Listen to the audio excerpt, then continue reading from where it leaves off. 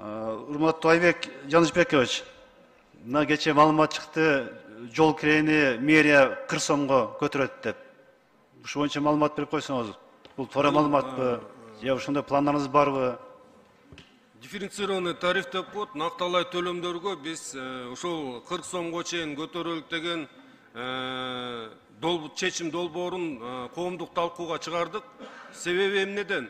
Биринчиден биз бүгүнкү күндө накталай эмес төлөмдөрдүн көлөмүн көбөйтөлүк деген максатта кылып атабыз. Мына акыркы учурда силер дагы күбө болуп атасыңар, бир нече жолу жогорку кеңештен дагы бул маселе көтөрүлгөн. Бул автобустардын, айдоочулардын ушу автобустун айдаганы боюнча. Анан кийин накталай төлөм болгондо буларга тилекке каршы биз план койгонго муктажбыз да, себептен де сол чөнтөккө эми акчалар кетип аткандыктан биз план коебуз. Ошол планды аткарыш үчүн айрым учурда булар автобусту катуу ылдамдык менен айдап, бири-бирине тоскоолчулук кылып ушундай иштер, көрүнүштөр болуп атат. Анан эл аралык тажрыйбаны көтөрсөк, негизинен ушул накталай төлөмдөр көлөмү мында 100%, 200% жогору болот экен да. Ошондо элдер көбүнчө ошо накталай эмес төлөмдөргө өтөт деген максатта кылынып атат бүгүнкү.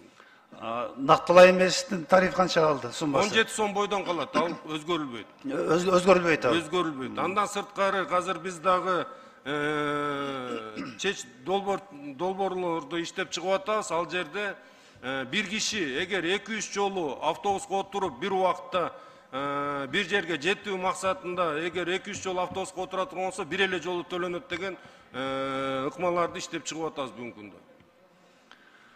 Эми негизи биз баары безнал накталай эмес көтүш керек. Эми баарынын бул мезгилдин талабы. Бирок жана план койгонуңузда туура эмес да.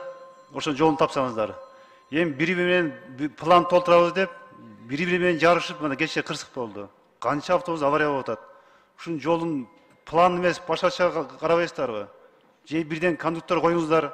Эми адамдын өмүрү, автобустун баасы билесиз да. Кандай чыгым болуп атат? Ошо айдоочуга план койбой эле коесуздарбы? Биз дагы бул иш боюнча көптөгөн ыкмаларды колдонуп атабыз. Эми ал жерде кондуктор, контролер биз коюп текшерүүлөрдү жүргүзүп атабыз. Андан сырткары камералар да койдук. Бүгүнкү күндө ошол жана эсептөө фиксация кыла турган нерсени да коюп атабыз. Ушу пассажир потокту эсептеш үчүн. Ошо эгер анын баары иштеп калган болсо, бизде план деген маселе болбойт. Ошо планды алыңыздар, айдоочуларда күнөө жок. Ал айдоочу деген айлыкты алып эле аман эсен жүргүнчүн жетип бериш керек. Башка жолун таппасаңыздар, бул кырсык боло берет. Бири-биринен жарышып, тар жолду көрүп атасыздар. Бул туура эмес. Ошону карап берсеңиздер. Рахмат.